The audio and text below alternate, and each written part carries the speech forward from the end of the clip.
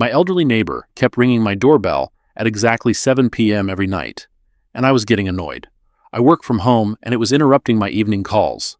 For 2 weeks straight, she'd ring once and leave before I could answer. I finally caught her one night and asked what she needed.